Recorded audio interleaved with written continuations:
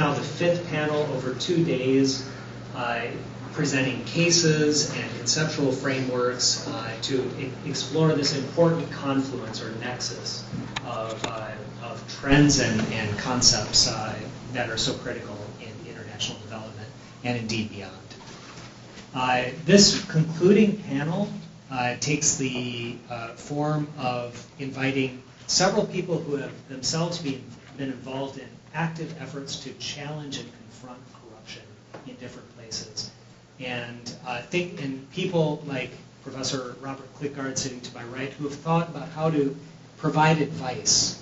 What are the methods that one can use to go about challenging regimes and practices in difficult circumstances. So from various perspectives, our panel, including one remote participant who is attending a Human Rights Council in Geneva as we speak, they have themselves been deeply engaged in the struggle against authoritarian practices and corruption in different countries.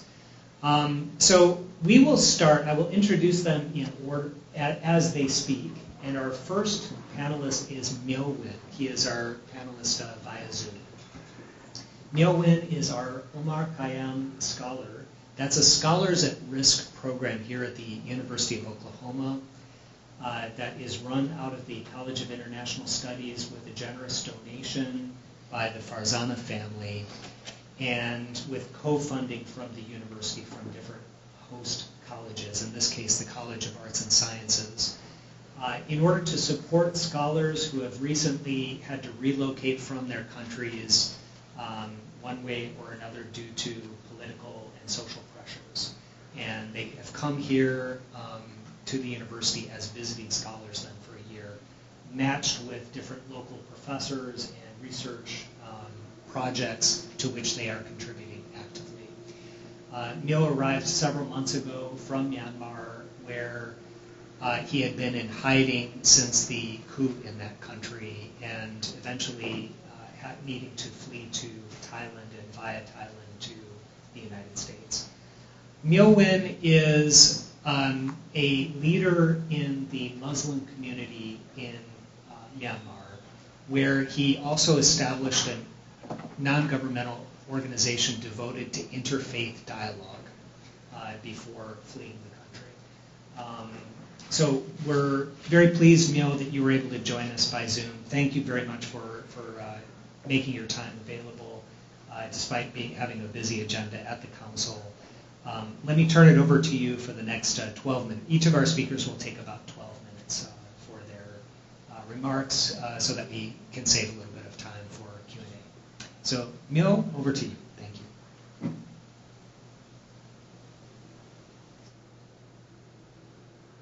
Go ahead, Myo. You're on.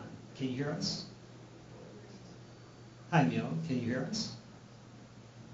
Yes, I hear. Okay, so you're on now. I've just introduced you. I hope you could hear me, but please go ahead. You're on for about 12 minutes. Okay.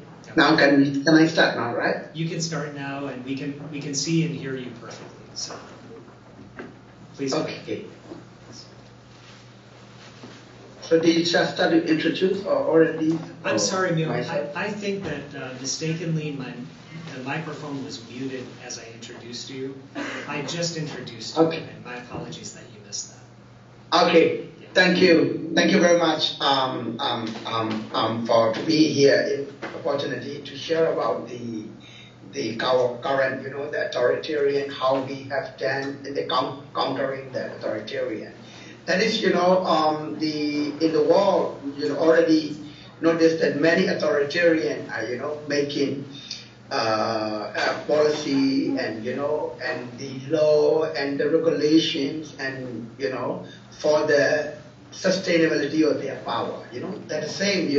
Most of the Southeast Asian countries are very common. Particular for not only my country, Burma, Myanmar, but also of course the Thailand also very controversial. Military always taking the power as well as the taking the changing their clothes, uniform, army uniform to the the normal. So I mean that's very common in the Southeast Asia. But my country also, like since the independent, I'd like to highlight that, since the independent, authoritarian and nationalism, so-called chauvinistic interpretation of the nationalism, that is one of the root causes in the country. Since that time, many people like me, convinced or countering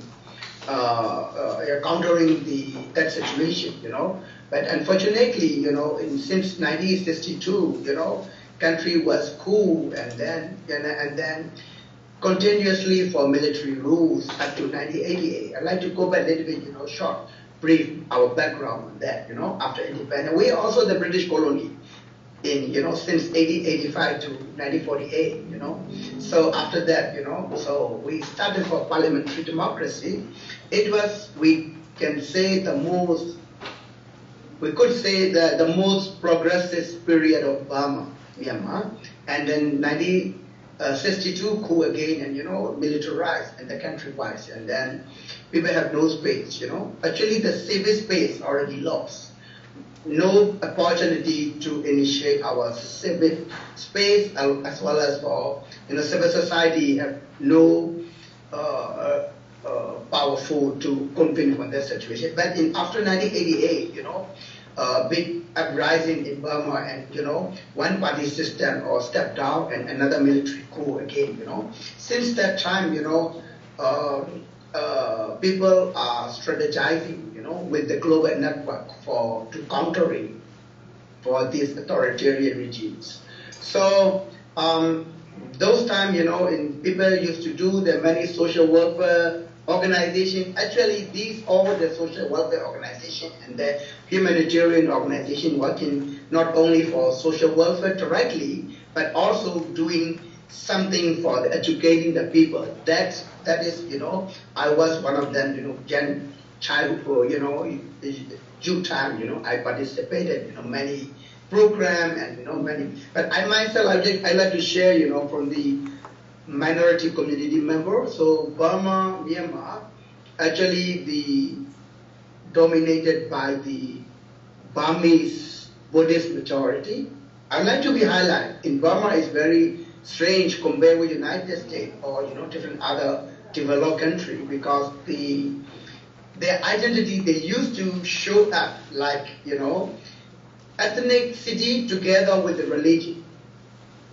That is, since childhood they train, and then to all the students and all the children. Like a Buddhist Burmese identity is like, majority and, mainstream group, and then they are monopolizing everything on that, So since that time, a lot of ethnic area, ethnic people, we have a different ethnic. Burma is like, multicultural, multiracial, and multi-religious country. Of course, all the religion are migrant. That only we have an original religion is enemies. That even the Buddhism also the migrant religion, but they are also majority, and now they dominate. Monopolizing everything. So that's one of the core and one of the mainstream, agenda and mainstream issue in what happening in Burma. That is, military keep going on doing the propaganda. So since I was young, I've challenged a lot of discrimination for the religious minority. I myself is not a Buddhist Burmese, so I'm categorizing by them as so-called mixed black. Of course, now you have international study or different perspective. Everybody are anthropology perspective. Everybody are mixed black, of course. But in Burma, definition and interpretation of mixed black is very negative. So they are interpreted. They are not the owner of the country. They are the guest of that country.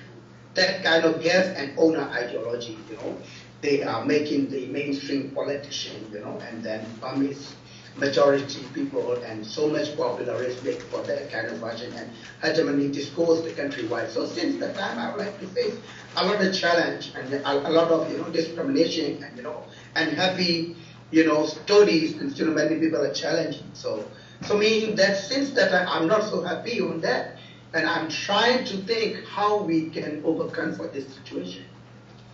So one of the hope is, Burma, teachers are, very much influential. I'm trying to make myself as a, teacher for the private tutor in 8 years. So I'm trying to, influence the student and change their mindset. And in fact, we have very limited space, So so later on that, I'm started to make with different people alliance, who are working for the social justice or social equality or human rights, and that you see at that time, about 2007, 2008, 2009, human rights. I can say now, but at that time, even we can say human rights. If you talk about democracy, the terms or the name, the names, and then the human rights, people are arrested. So we use the different terminology, different terms, to educate the people. Human very strange, but I started to institutionalize and trying to convince for civic education or civic consciousness and the social justice among the diverse people, diverse community. So that's we have done a lot of program, So the globally also supported by like a British embassy or American embassy or different embassy are supporting some of our projects. So we train the trainer to multiply the idea of the beauty of diversity. Because of the diversity is very negative interpretation in Burma. Like a very negative, very narrowed down, very much like a derogatory. So mean in Burma, mean that we are trying to educate, that's like we are facing a lot of challenge, countering with the authoritarian, long time, but a lot of successness, a lot of, of course, the still we are also doing that one, but at the same time, another racist group, ultra-nationalist group, they are also doing a lot of campaign against for religious minorities. So you can see in anti-Muslims or anti-Rohingya. Rohingya is one of the indigenous group of the northern part of Burma, bordering with Bangladesh. So they are, even United States government on 2022 on March, they declared Burma as a genocide, to the Rohingya community. So declared by the United States. So we are, because of that, state, propaganda.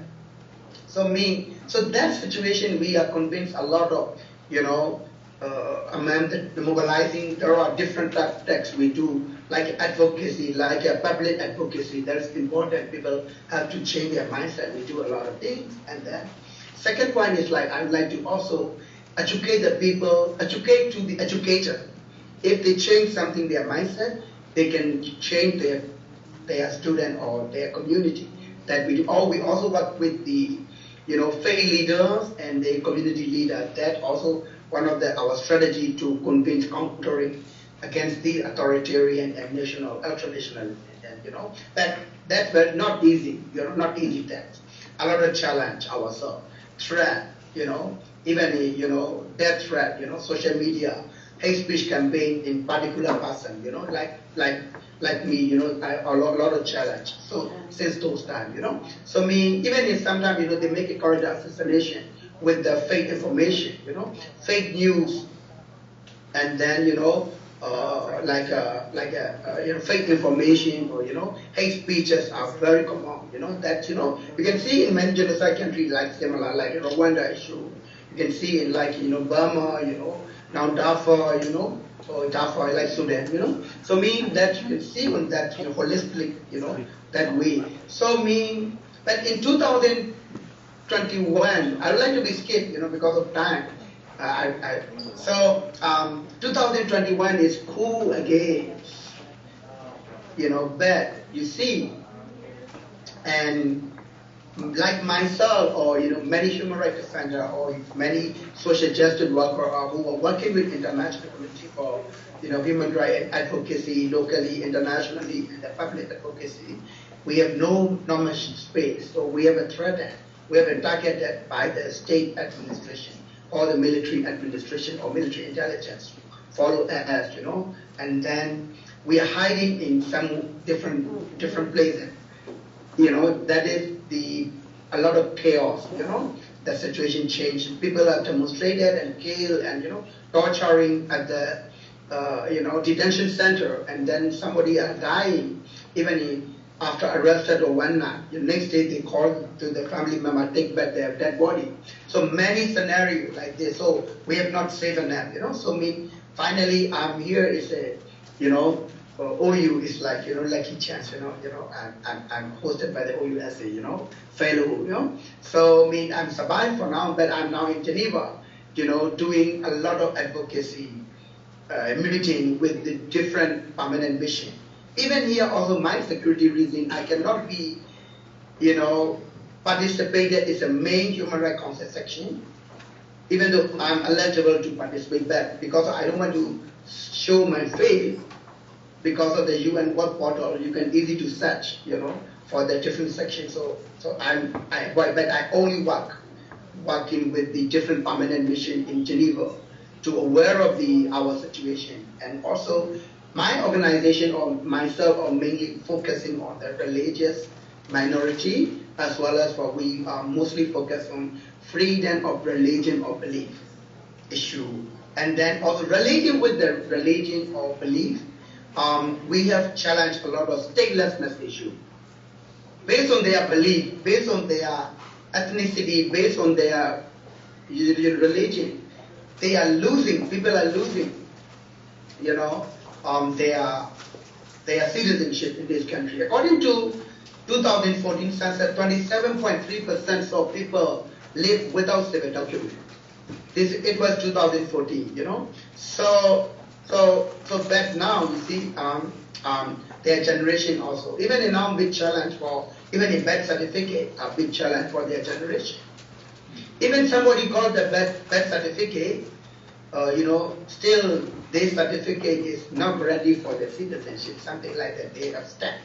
So also we have still keep going on the countering authoritarian and corrupt corrupt authority, with the working with the ground and advocacy internationally like this. So I'm now in Geneva. It's like mainly for advocacy to do the pressure on the United Nations to do some kind of change to support by the United Nations via different countries. So I met many permanent missions in here. That's also kind of the counter, authoritarianism, to the corrupt and authority, government. So that's maybe, sorry for now, I'm just maybe if you have more questions, I'm happy to respond. Thank you, Scott. Thank you, Myo Win. I hope you can hear the applause. I found that really fascinating from a couple of different perspectives. One is, don't take anything for granted, including basic concepts like diversity can be a positive, maybe something that you need to advocate for and work on changing from the grassroots up. But also, don't take basic preconditions for social organization, such as citizenship, in a condition where so many millions of people are stateless in Myanmar. Don't take that for granted either. So really multiple kinds of constraints, as well as your notion of the need to create alliances through multiple tactics, some of them low-key, not necessarily all of them very high-profile, such as the work that you're doing now behind the scenes with different permanent missions. That also stood out in your remarks. So thank you very much, Myo-Win. And stay tuned if you can for the Q&A period. Yeah. I will join here. Thank you. Excellent. Thank you so much. So our next speaker is Gift Siviza, and he comes to us from Zimbabwe. So he really, I think, along with one other colleague, he gets the prize for coming from the furthest part of the world. to attend this session. Gift is the deputy spokesperson for the primary opposition movement in Zimbabwe. That is called the Citizens Coalition for Change, CCC, which is actively involved in preparing to contest the elections in 2023, for which Gift himself is planning to stand out as a candidate in the second largest city in Zimbabwe, Bulawayo. Gift has had a lot of experience confronting authoritarianism, and we're about to hear all about it. So, Gift, thank you for coming from so far to share your insights and your story. We deeply appreciate that. Over to you for the next 12 minutes. Thank you very much for having me. It's the first time to travel in this part of the world. So thank you very much to the university for hosting me.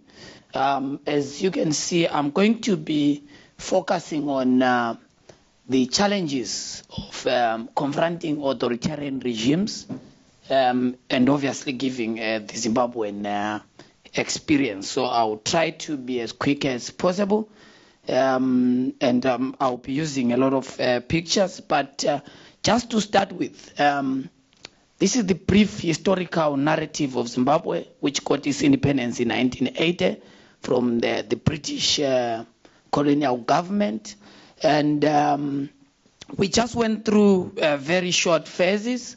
We got our independence in 1980, as I've said. The intention of the then government under Mr. Mugabe was to create a welfare state, because the Liberation Project was funded and supported mainly by the left countries. So that's why the intention of the government at the time was to create a welfare state.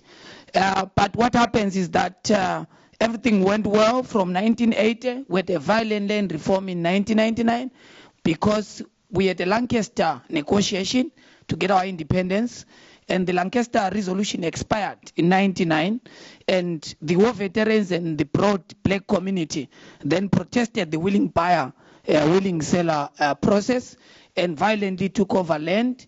Mugabe, obviously for political expedience, then had to support the violent process, which then saw isolation of Zimbabwe from the international community, were withdrawn from the Commonwealth. Sanctions were heated, you know, that the big debate about Zidera from Washington and so forth. So, and then 99, we come into the political scene with the Movement for Democratic Change, which is a social democratic movement that has been in the political scene since 2000. And we won in 2008, but Mugabe could not have over power, and with a negotiated national government. And then, of course, Mugabe was then dislodged by his compatriots in the regime. In 2017, we saw the military coming into the civilian space, ushering in a military rule in Zimbabwe in 2017. And of course, in 2018, there was the entry of the new leader of the opposition, Advocate Nelson Chamisa. And I'll obviously conclude with the prospects of what 2023 presents for this small state. So this is Mr. Mnangagwa. He's the current military leader. He was Mugabe's lieutenant and has been presiding over since 2017. His deputy is a military commander who ushered in the coup and removed Mugabe and came into play. So I'm going to focus on the character of the authoritarian regime, and then I'll go to the challenges. So that is the basis of my presentation. I'm going to articulate what is the character of the authoritarian regime in Harare. So the first character is that the regime, in 2017, the intention of the regime was to create what Shegler calls elections without democracy, was to basically create a competitive authoritarian regime that holds elections as a ritual so that it gets legitimacy. So the intention of the military government was to follow the Rwandan model, whereby you have got elections, you don't practice naked repression, but at the same time you are not democratic. So the intention was to liberalize the economy without liberalizing politics. so that you close democratic space, but you open economic opportunities. And obviously, the basis of the regime's agenda was to end Zimbabwe's international isolation. So they had convoys and envoys to the IMF, the Bretton Woods institutions, Commonwealth, and so forth, because they wanted to end Zimbabwe's international isolation. So the first character of the regime is that it wanted to hold elections without democracy. You can see this cartoon with by-elections, because what happens is that the regime failed to achieve that competitive authoritarian regime character, because when they lost the election in 2018, they went back to fascist, full-blown authoritarian, repressive, character. So they then failed on that path to re-engage, and so forth. So they went back to Mugabe's kind of fascist model. So the opposition was then attacked. They recalled members of parliament and councillors, because you see, as I will talk about weaponization and capture of the judiciary. So the opposition was decimated, leading to the call for by-elections. And this is one of the areas where we had a by-election. And you can see that this cartoon is an expression that it was violence versus democracy, not necessarily because the election was never competitive. We were not allowed to go in. You can see there are a lot of videos where we speak and the president was not able to access these rural communities, because what happens is that Zimbabwe has got a big rural community and a small, urban populace, which obviously supports the opposition. So these rural communities are closed because there they use patronage, harvest of fear, and intimidation as tools of mobilization. So it's basically about the state unleashing violence and harvest of fear. The second area is that the regime is so corrupt. There is basically about four individuals who are basically in charge of the economy, and they are in the 7 heights of corruption, which is obviously fuel, energy, mineral extraction, mineral resources are there. The center, we discovered alluvial diamonds in 2017, and the military took over. And of course, the central bank was rendered dysfunctional because of quasi-fiscal activities. They borrow money they are having a lot of engagement with IMF and World Bank, but that money is used to finance, rent-seeking behavior. So we've got what is called catch and release, where basically the law, they will try when there's obviously pressure from the opposition and the civil society to contest certain corrupt individuals. This is a government minister and one of Mnangagwa's runners. So they then arrest the alleged corrupt individual, but then they are released maybe after 24 hours or so. So that's what happens. If anything is reported, the military went into the streets in 2018 and killed innocent people just after the election, before the declaration of the results. And there was a commission and nothing was done. So there is this dominant catch and release within the Zimbabwe's judiciary system. So this is about the capture of the opposition. So the intention, as you read about certain scholars that support fascist regime, that the best way to control the opposition is to lead it ourselves. So what they did was to sponsor a certain individual within the rank and file of the pro-democracy movement to split and form and claim to be the legitimate leader of the MDC, leading for the obvious reality that we then abandoned the MDC and formed a new vehicle, which is now the Citizens Coalition for Change. So this is one of the individuals. So you see how they then obviously use the law to try and increase the cost. It costs almost 2 million to register members of parliament and president for the next election. So they've increased the cost of you to register as participants in the election.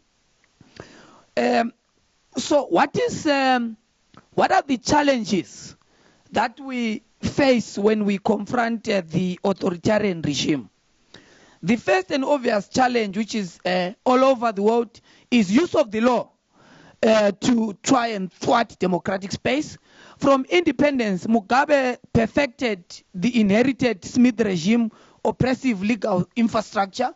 So you realize that the law that was used by the colonial government was just changed in terms of the adjectives. But when black people were not allowed to move around the seat, the same law was just transferred to the post-independent society, the banning of political organizations, freedom of assembly, and freedom of association. And the interesting thing is that I can go back to Harare on the 29th and land in Salisbury and be arrested because there is a law that is being debated currently that is called the Patriotic Act, which basically bans any Zimbabweans to go in a foreign country and speak about their country badly. They consider that a criminal offense, so you can be charged and probably be in prison for about 5 years or so. So it's currently being debated in Parliament, and the regime is a majority, so they are likely going to pass that. They are taking it from the Patriotic Act in America and saying, so we are taking from the laboratory of democracy. So we are going to be punishing anyone that speaks against the president of the country and their country in a bad manner. And then, of course, digital authoritarianism is one of the challenges. You are surveilled, your phones, everything. You can't say anything. So basically, citizens are scared. It becomes very difficult to participate in politics. And labeling is one of the most dominant political languages. So for example, for us, Friends of Washington, they are the puppets of the Americans, they are sent. That is the dominant language that you find. They are the ones who went to Washington to beg for sanctions because the regime has been under sanctions. Arrest, torture. This is 2016. I was abducted and tortured in ZANU-PF headquarters, which is the ruling party, and nothing was done. I stayed in about 111 days in detention without trial, and nothing happened. You just meet those who tortured you. This is one of the posters. I was still leading the youth assembly at the time. So I went to the maximum security facility, and this is one of the members of parliament on the left, and on the right is a government official. One has charges of corruption, the other for inciting public violence. He has been in prison. I think there will be a demonstration tomorrow in New York to demand his freedom. He's our vice chairperson, a senior member of our party, and a member of parliament. But he's been in prison with other 16 people who have been there. So this is how the regime in Harare has survived. The democratic space has closed, and obviously it's difficult. We are going to an election. The Zimbabwe Electoral Commission takes instruction from the military, and of course they obviously want to use the monopoly of the liberation struggle, that this country can't be led by anyone. And it's a dominant feature in countries with the liberation movement, that only those who went to the liberation struggle should be able to lead, and Nelson Chamisa can't be able to lead. But there is, as I conclude, hope for the future, because we have launched a new movement which is different in every aspect of the previous movement, because they took it over.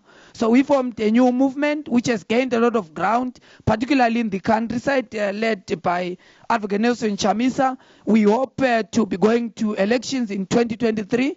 And as he said, I'm going to be one of the front runners in the parliamentary election in our country. Hope to come back here as a government official in a new democratic Zimbabwe.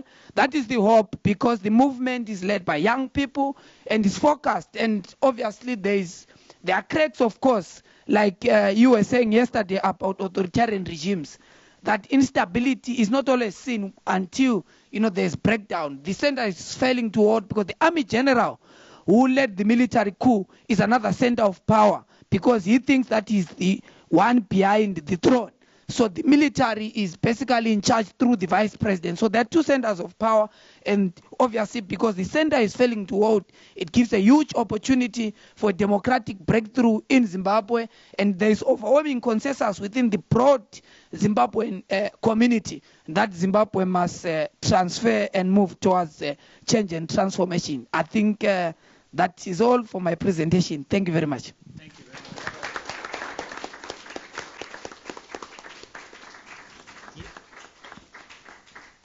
You know, I think it's really not easy to summarize a complex political dynamics and trajectory of a country that's experienced so much in such a short period of time in 10 minutes.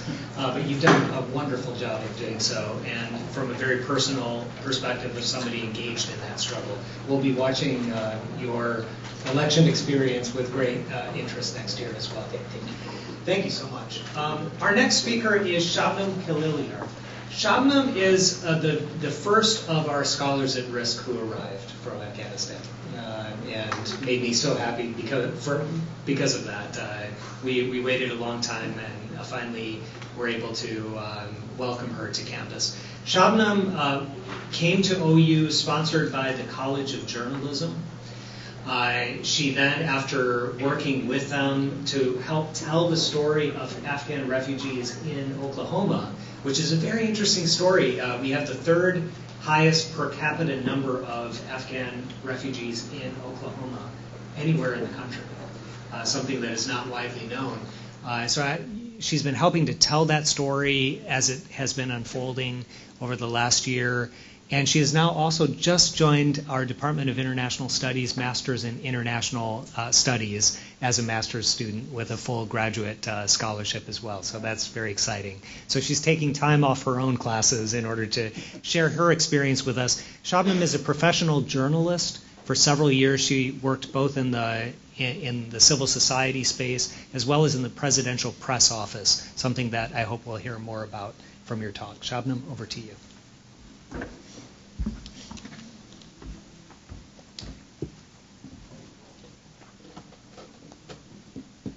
Well, good afternoon. Thank you so much for having me here. I think the microphone might not be on. I'm sorry. And by the way, before you start, Shabnam, I'm sorry to interject.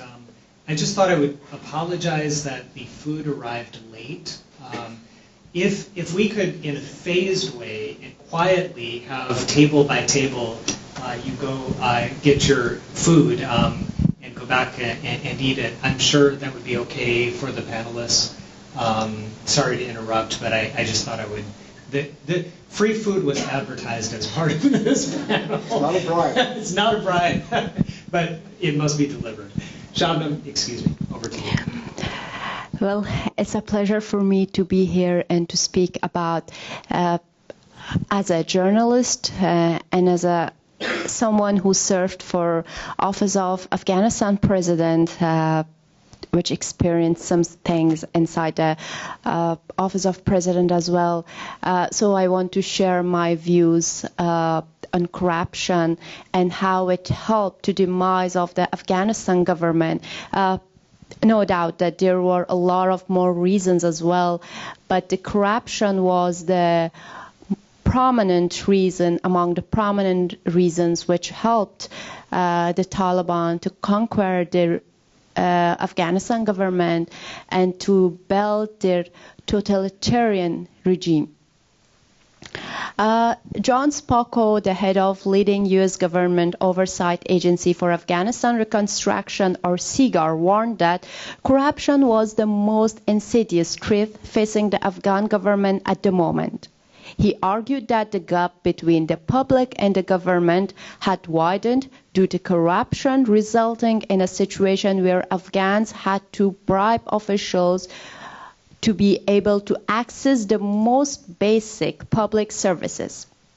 And as quoted by economist Ahmad Shah Katawazai, a former Afghan diplomat, said that in Afghanistan, from your birth certificate to your death certificate and whatever comes in between, somehow you have to bribe. Graham Smith, a journalist and the author of The Dogs Are Eating Them Now, Our War in Afghanistan, said that corruption in last 20 years was treated as a side issue, despite it playing a central role in the collapse of the Afghanistan government. So corruption was in every field. It was in military, it was in the public service, and everywhere.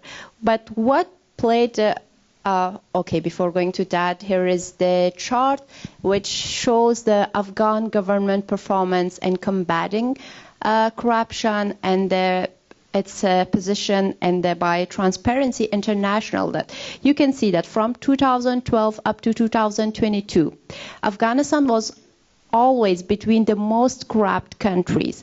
And in 2017, it experienced its worst year in combating the corruption. And the last year, the 2021, which the year that fell to Taliban, it also experienced it was among the most corrupt countries in the world. So here we are going to discuss three main points: the corruption role and the devitalizing of the Afghanistan security forces, which was very responsible in fall of the country. And then after the fall of the country, the day when the then President Ashraf Ghani fled the country, and there was some claims that he also brought $150 million with himself from Afghanistan budget. And the SIGAR investigated on issue, despite the reports from SIGAR is not it's not concluding what happened, but we are going to focus on that as well: the theft of funds from Afghanistan, and assessment of the allegation concerning President Ghani and former senior Afghan officials. And finally, we will be what happened after the officials fled the country where they are living, high-ranking Afghan official luxury homes abroad. So corruption in the Afghanistan security forces was widely recognized as severe threat to the NATO mission by the late 2000s. Almost $82 billion the U.S. government spent on Afghanistan army, building an army in Afghanistan. Corruption degraded the ability of Afghanistan government to hire, supply, and retain a competent force willing and able to fight. Money and resources were being siphoned off. Promotions and key jobs went to politically connected Afghans. United States did not substantially ramp up its emphasis on building security institutions based on accountability and good governance until around 2015. One of the very vivid examples of corruption in the security forces could be the son of former defense minister Abdul Rahim Vardak's sons, who was a contractor with the Ministry of Defense of Afghanistan, and he spent $20 million to buy a luxury mansion with a view of Los Angeles, where most of the Americans are unable to buy houses and mansions. So, based on SIGAR report, Ashraf Ghani declined SIGAR request for an interview, agreeing instead to answer 6 questions through his attorney out of 56 questions.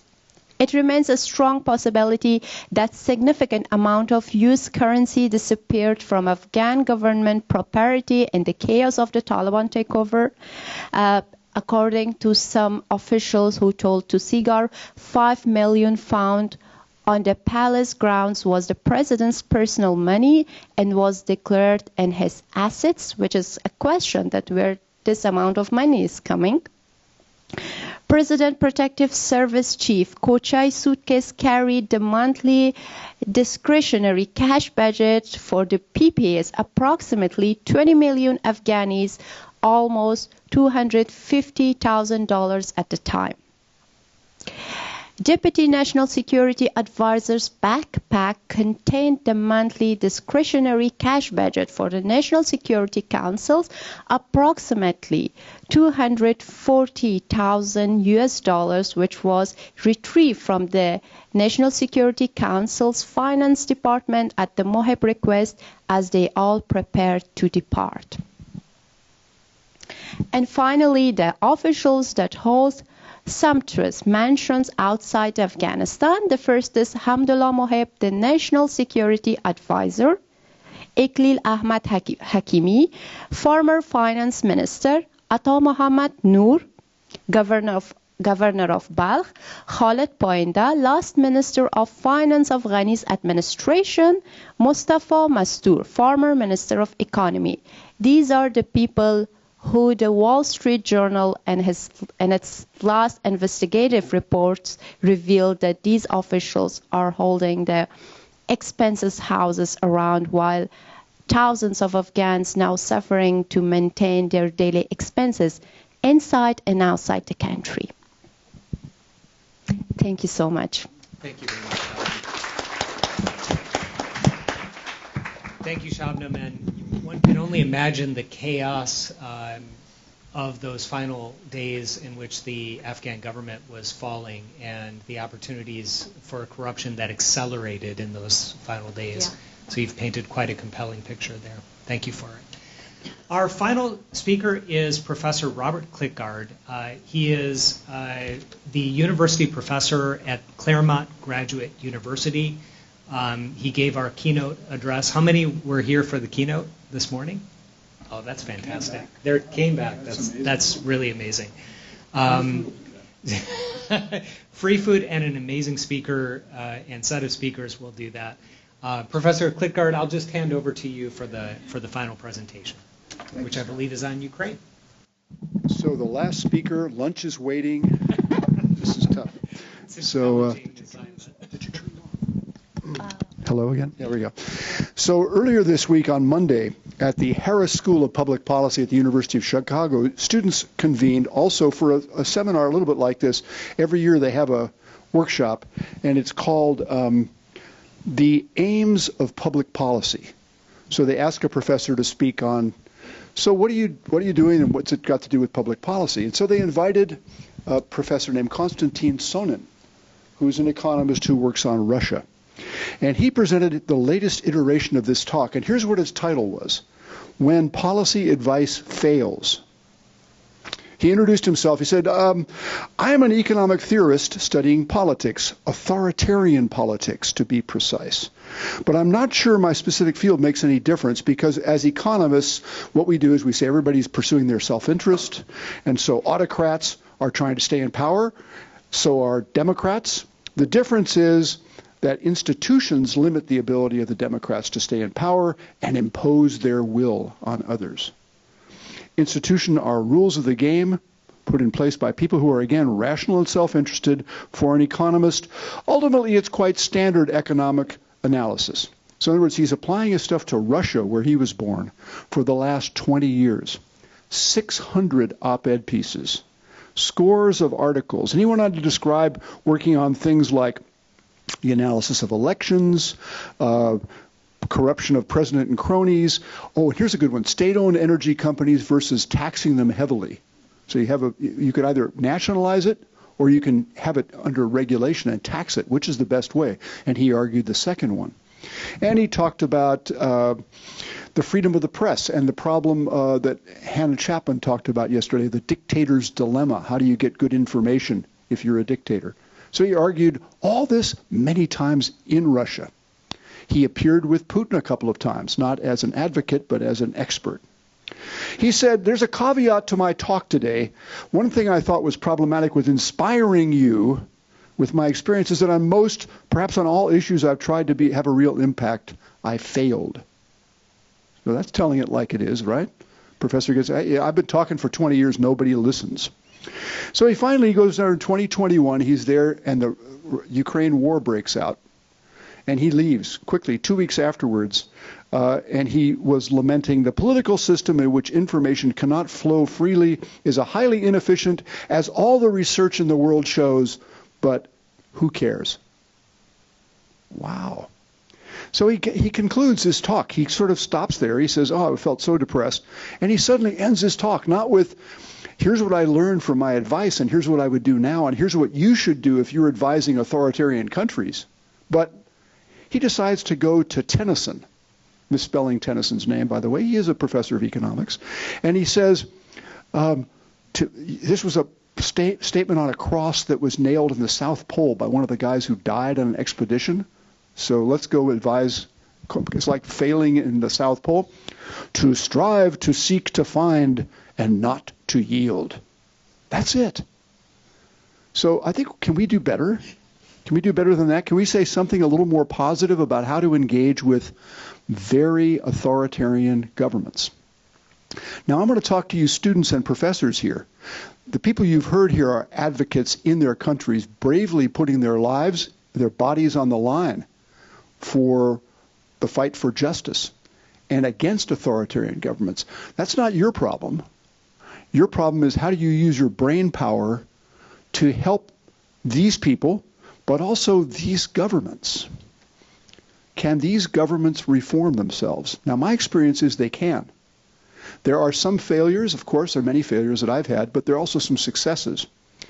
And so I don't want to go, since we don't have much time, I want to go immediately to a problem which I think you'll enjoy, which is the problem of Ukraine. So now I'll plug this in to this hole, I hope. This hole. Nope. It's on the side, yeah. Maybe you have to come help me. The challenged professor here. Sorry about that. Let's see if you can get that up there for me.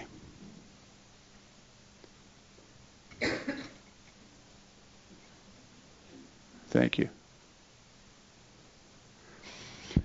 So let's go to Ukraine. You know this war has been terrible. Here's a few numbers.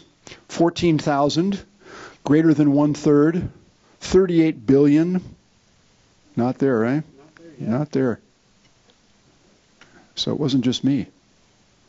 Okay. So numbers, 119 billion in the first month of the war, 1 trillion maybe, and a $14.5 billion commitment. What are those? Deaths by this month, a 1/3 fall in GDP of Ukraine, a $38 billion budget deficit right now. Damage to the infrastructure in the first month was already 119 billion. It's estimated it will be over $1 trillion when this war ends for reconstruction and rehabilitation. And look at the arms from the United States alone, a $14.5 billion commitment of arms from the United States alone. So just to remind you, here's Ukraine. You can see where it is in Europe. It borders on Russia, many Russian-speaking peoples over here, which is one reason why these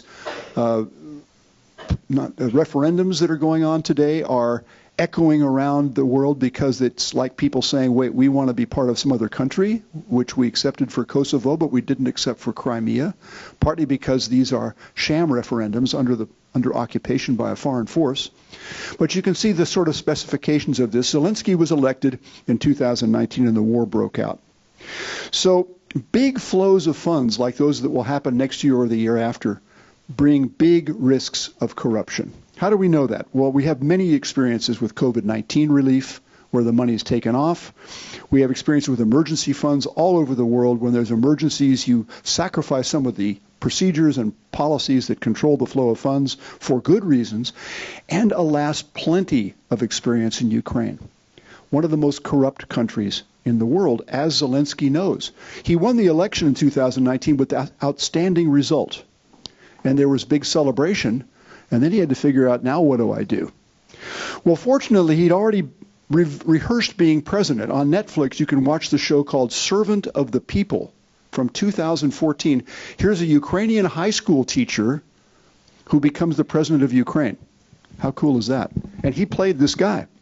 So in episode 22, one of my students showed me this, episode 22 on Netflix, Independence Day, President Goloborodko, which is our boy Vladimir, is asked by lawmakers to talk about what he'll do about corruption. And look what he says. Professor Klitgaard has spoken about this. And he says,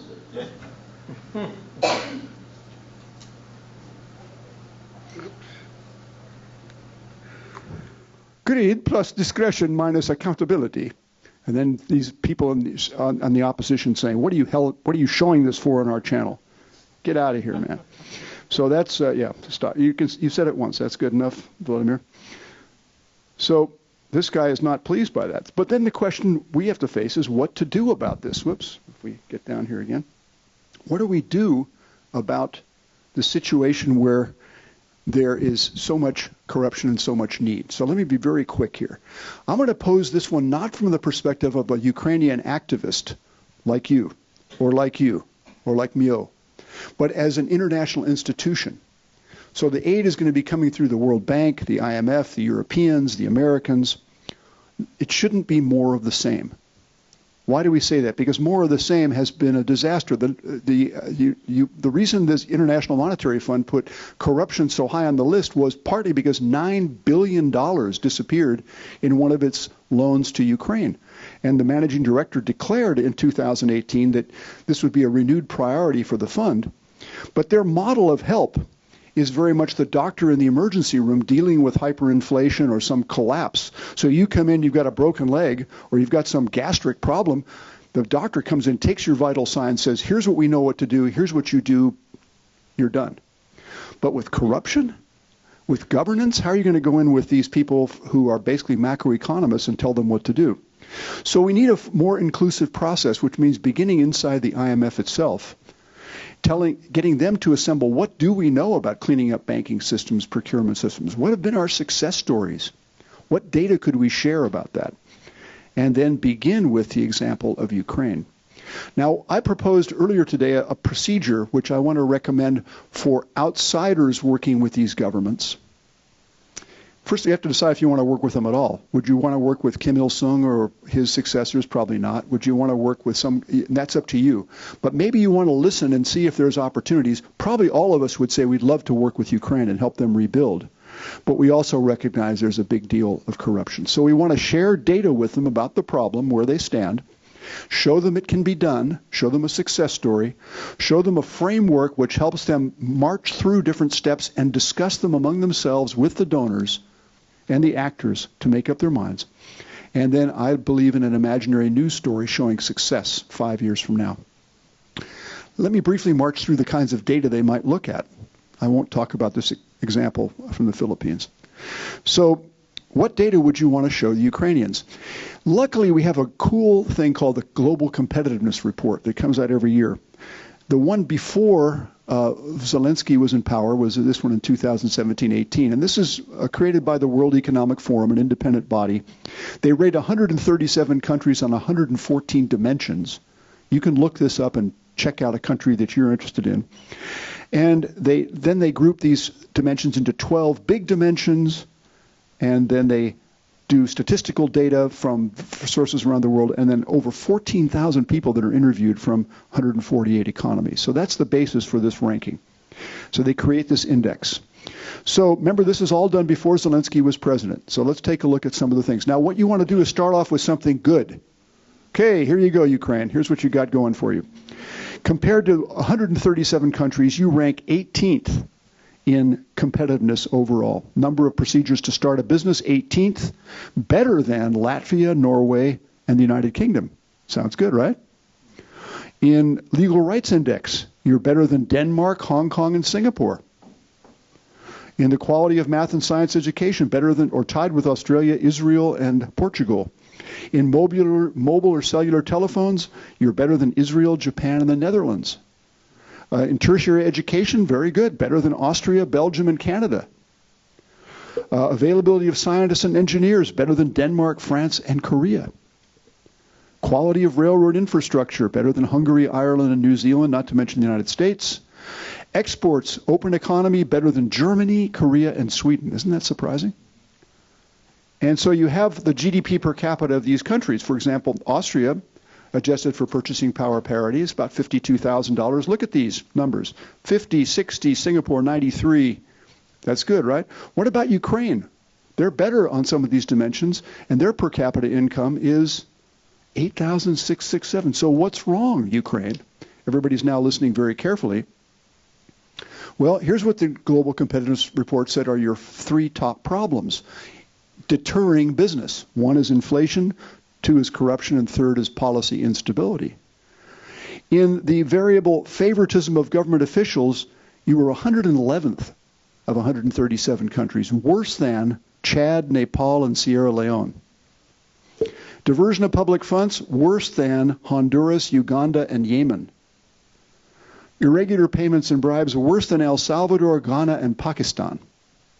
Judicial independence, the 6th percentile, worse than Cambodia, Congo, and Haiti. Financial sector, I've been doing some work on the financial sector, developing some new metrics there.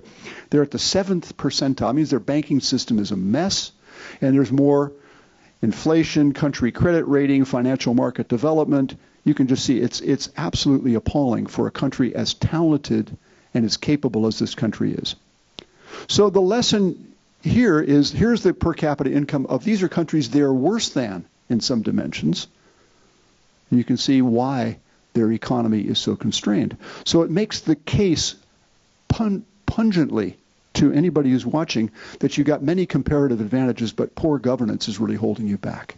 This is before Zelensky. Okay, so now we convene with those data, bring a success story, showing an example of another country in a very bad situation that has these kinds of problems. For example, in the financial sector, banking system reform, we got plenty, or procurement. We don't do the whole country, but different sectors. You show that in a way that emphasizes strategy and implementation. You show them a framework or model. Mine is based on economics, but you could do anything that helps them emphasize systems and not particular people. Things they can act on, not cultural or history or religion, and emphasizes implementation and show them with examples how this framework could be used. I won't go through this one about corruption as a crime of calculation.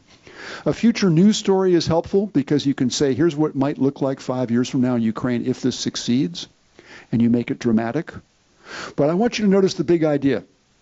If we on the outside know anything relevant to Ukraine, it's something about banking systems, procurement systems, and so forth. Some reforms in those areas. We do have some knowledge about failures and partial successes.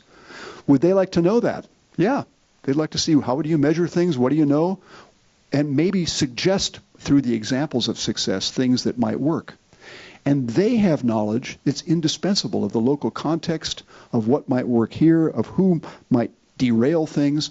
And so by combining these two, the hope is that this would work.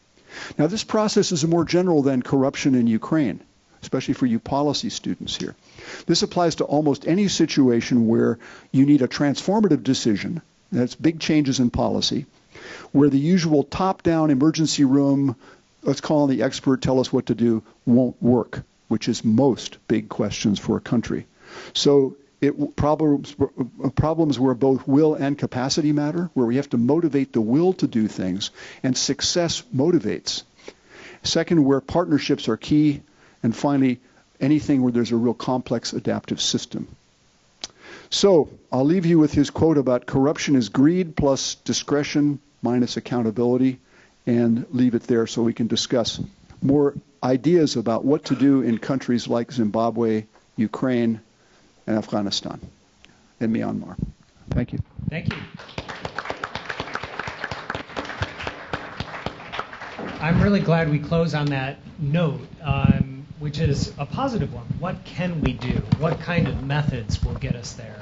What kind of approach will help us engage policy analysis from the outside, but together with those partners on the ground meaningfully? So thank you, panel. That was wonderful. We have a few minutes. We have about 9 minutes for Q&A. Who would like to kick us off? Don't be shy. And students most welcome. Please. I think, wait for the microphone.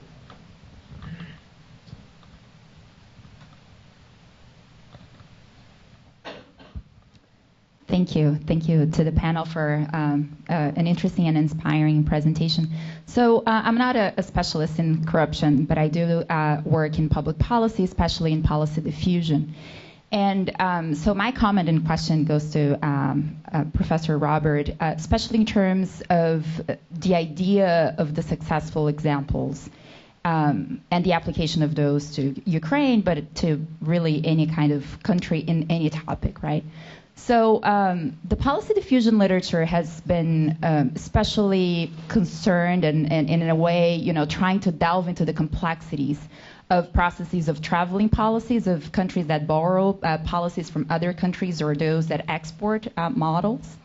And one of the things that we have found is that first of all, the definition of what works is really open to question, right, of successful models, right? What comes into the definition of what's successful and what's not, but also the local conditions that give the incentives for the adoption of anything that is called successful. So with that in mind and thinking of your proposition that discretion is really a big part of the situation in Ukraine, my question is, will, the proposition of any kind of model, successful or not, really work in that situation, considering that discretion will be there for as long as the war lasts, both because it's an occupied country, and I think here is a sort of a similar situation with Afghanistan, but also because, resources are being pumped from the West. So, is it really worth it thinking of trying to bring any kind of model from the outside if the situation of conflict lasts? And I think, in answering the question that the Dean proposed, I think this also applies to other contexts, right? Is it really worth it thinking of outside models that have worked somewhere else if we don't really know the situation on the ground and the structural limitations and inequalities that exist both inside a country and outside a country? So the traveling theory model that Jean-Pierre Chardin, the anthropologist, talks about and criticizes, where you slightly do a survey, but you bring in the traveling model and you sell it. That's not what I'm talking about. What I'm talking about is local decision makers who are trying to figure out what to do about a problem, learning from somewhere else. Now, one idea is they can't. The context is so specific and so different and so discretionary that they don't need to know anything else about any other banking system, how they've reformed that, or any other system of procurement, how they've reformed that, or how to reform a tax system. It's just not interesting because these things are so different. That's probably unlikely. It's certainly unlikely to go to the other extreme and say, hey, it worked in France, it'll work here. So we're between the copy whatever works and no, we're so different we can't learn anything from what works. And my proposal is the best we can do, you can do from outside, is to bring in information, ways of measuring what's going on there that they may not have, so data. Second is examples of something that's like what they're doing or trying to do. Ideally, it's an example from within the country. For example, we were talking about Afghanistan. There are places in the Afghani situation where it wasn't completely lost. There were some things that worked. What were the bright spots? What can we learn from those bright spots? And third, some kind of framework or checklist that, like in the sense of Atul Gawande's book, The Checklist Manifesto, which will help them go through it systematically. And then you give them the chance to learn from each other as they work through this process. I've seen that work. I've also seen it fail. But it's not at all that we're saying we know what's best for, not that you were saying this either, we know what's best for you and you should just do it. So maybe we can talk afterwards. Yeah. More questions?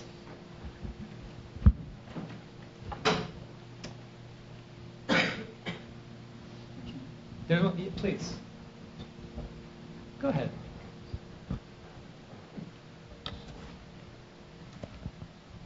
Sorry. So I have a question for Mr. Siviza. I come from Africa, so I know really well what authoritarianism is and everything. I mean, I live in a country where we don't really have authoritarianism, but I know it. So my question was, the case of Zimbabwe made me think or reminded me of what's happening in Cameroon right now.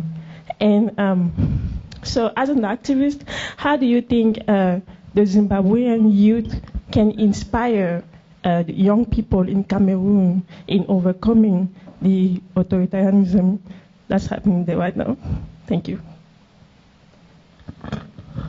Thank you. I think that's an important question.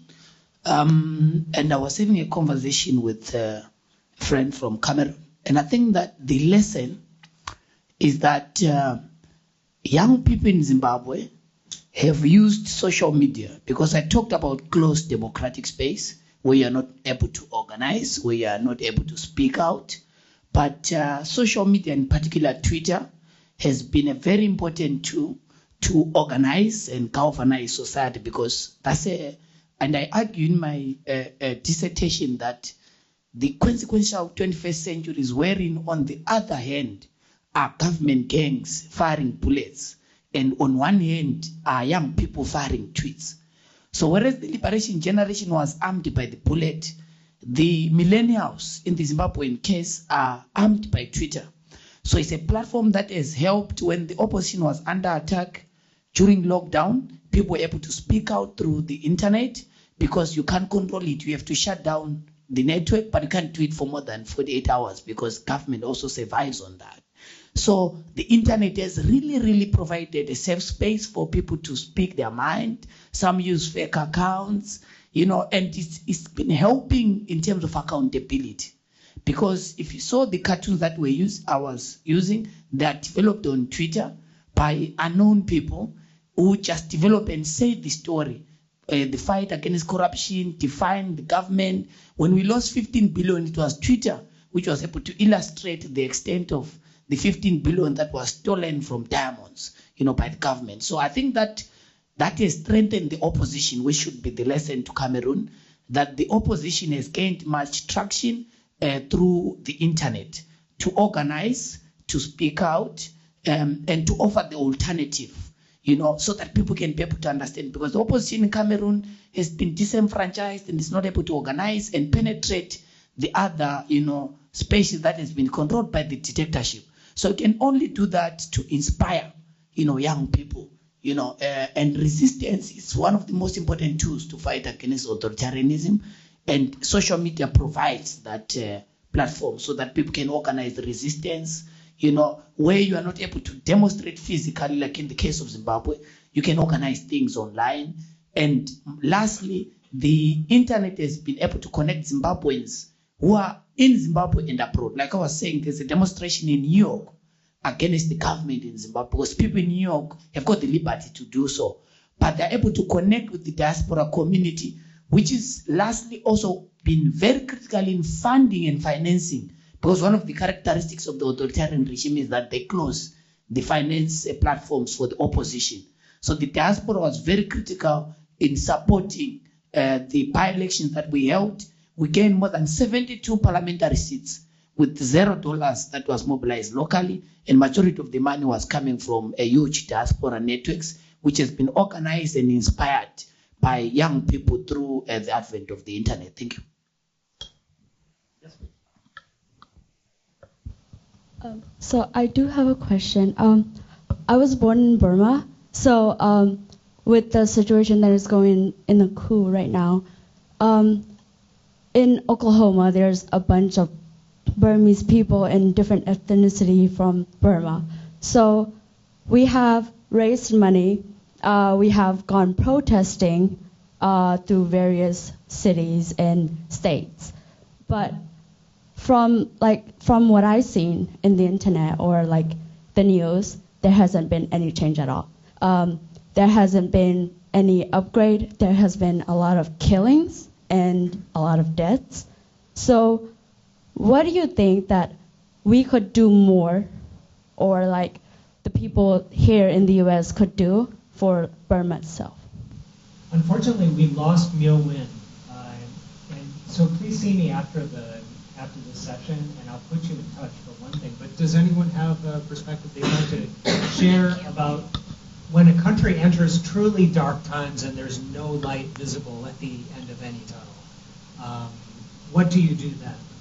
When it seems, in the moment, it seems hopeless, like there's no opposition that seems to have any traction whatsoever, and the space for any kind of contention inside the country seems to have vanished entirely for the time being. Please, yes. Yeah, I think that Similar it's normal.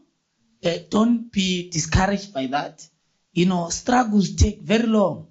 We spent 40 years fighting against the British government to get our independence. We have been in the pro-democracy movement for almost 2 decades. You see, so these are natural phases, and you get through those processes where you are decimated and you think, my advice would be, particularly for your generation, is that you just have to keep moving. Our slogan is that it's fucker pressure, more pressure, irregardless of the circumstances, because that light, the smallest shadow of light, is very important. There must continue to be, democratic crusaders. There must continue to be the anti-corruption crusaders, irregardless of the circumstances. People die. We have lost so many people for the past 5 years, for the past 2 years, even in particular. We lost more than 100 people that were killed in cold blood by the regime. But we just have to keep moving. You get to jail, you get arrested. I know that if I'm arrested when I go back to Zimbabwe, someone else will just have to keep fighting so that I'll get my freedom. So you must always focus on the central objective and must be able to appreciate that these phases happen, but there's always, and if you, my friend from South Africa can illustrate about the liberation struggle, even in South Africa. Nelson Mandela stayed in prison for 27 years, right? That is the nature of any struggle. You know, you just have to keep moving, and you just have to continue to organize, continue to petition, put pressure on the international community to understand that this is the danger of the military regime in your country. So you have to keep on putting pressure. Don't tire on resistance, demonstrations, and other platforms and, you know, things that you can do to put pressure on the regime and to encourage those who are at home, you know. And if you look at when Mandela was arrested, there was time when the struggle was really not moving in South Africa. But another generation came in through the Soweto uprising, reignited the struggle, and people went ahead, despite that the ANC was in exile. The same case with Zimbabwe. So I think that these are periods that happens in any struggle, but people have to remain focused on the central objective. And the objective is obviously the return to democracy. So you can't tire until that central objective is attained. Do you have something? Oh, well, I want to add something. It's most recently what happened in Iran. I want to give an example of Iran, that the Iranian people, after 40 years, now you can see the people uprising. It's a multi-ethnic and multi-language country. But nowadays you can see on internet that despite the government is trying to restrict the internet, the social media, everything, but the people are doing the uprisings against the regime, and they are very united. They are trying very hard to collapse that dictatorship. And what I really like about the Iranian people, that they already know what is the barriers, what they need to do, which is in my country still the people don't know that what they really need to get out of, what is the main problem. But contrary, the Iranian people, they have a very, everything is very, they know that what they want, get rid of a totalitarian regime which is run by religious leaders.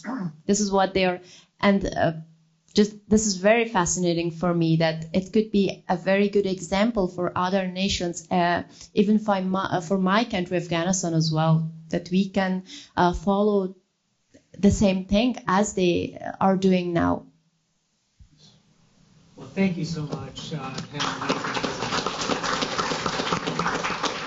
and thank you all for coming to the symposium. Thank you to our scholars from several countries who have joined us over these 2 days. I leave feeling inspired and wanting to vote for gift. And please don't forget to take lunch on your way out.